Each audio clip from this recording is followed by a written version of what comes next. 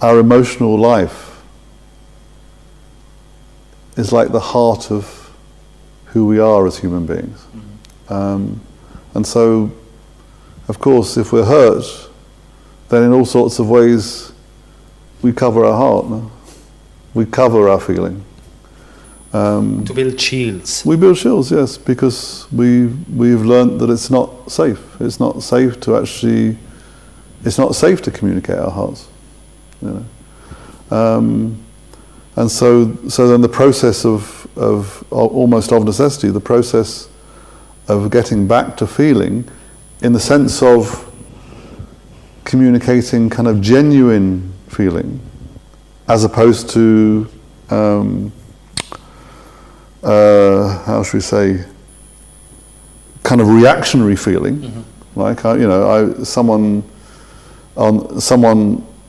who has been through very traumatic experiences, depending on their personality, on the one hand, may be very, very withdrawn, right, and withdraw from their feeling.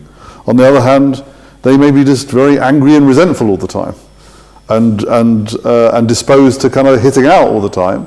On both sides, the feelings don't really reflect what's in their heart. Exactly. They reflect the covering of the heart. The covering. Yes. Why people tend to have that cover, that shield? Because it's not... It's for a defensive measure? Yes, because it's, as I was saying, because people have learned that it's not safe. It's not safe to reveal their naked feeling. But again, we might not express this in words. Can this be visible in the person through other means, through other channels, for example? Let's say body language, for example. You mean can their feeling be visible? Yes. If they build that shield, can we still access the emotion or the feeling using another road? Is it possible? Well, I'm not sure about accessing. I mean, I'm not sure about that word. I think you can, I'm part of the kind of job of a therapist is to learn to read people, no? To read people, and to read emotion, including hidden emotion. That's part of the job. Yes. Let me use the reading now instead of accessing. How can you read? Well, so for example, a classic example. Yes. Maybe somebody who is saying something which somehow connotes anxiety or fear. Okay. Right? Okay. But at the same time is smiling. Right? So there's a kind of disconnect.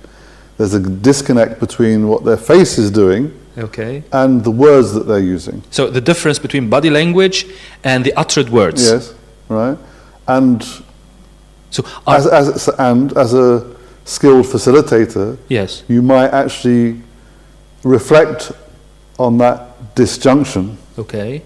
And the reflection potentially can open the person to the feeling, the actual feeling behind that. Great.